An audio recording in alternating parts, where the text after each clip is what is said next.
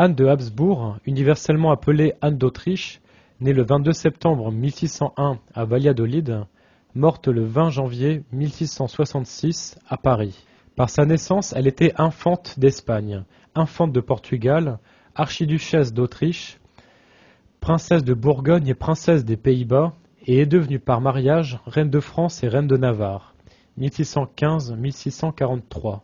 Elle était la fille du roi Philippe III, 1578-1621, roi d'Espagne et autres terres, 1598-1621, et de l'archiduchesse Marguerite d'Autriche, 1584-1611. Elle a épousé le 18 octobre 1615 à Burgos Louis XIII, 1601-1643, roi de France et de Navarre, de 1610 à 1643.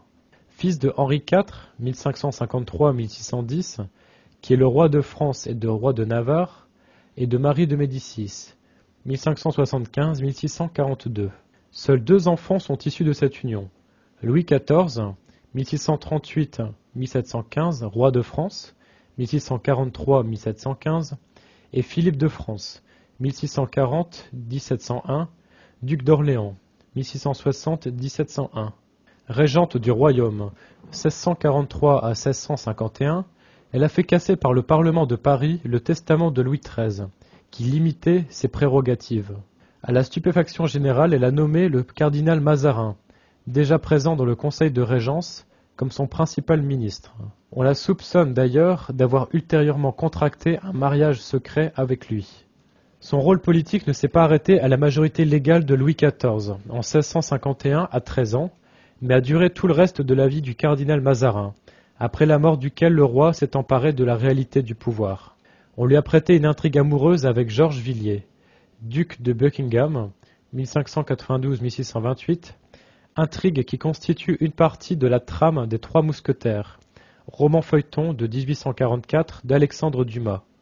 Mais là encore, rien n'était jamais prouvé, en dehors des visibles assiduités de Buckingham à son égard.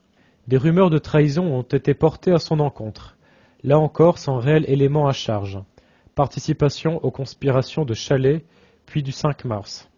Correspondance secrète avec le roi d'Espagne Philippe IV, son frère, allant au-delà des nécessités de la simple affection fraternelle. L'origine de ces rumeurs semble à chercher dans la méfiance réciproque existant entre la reine et le cardinal de Richelieu, principal ministre de Louis XIII.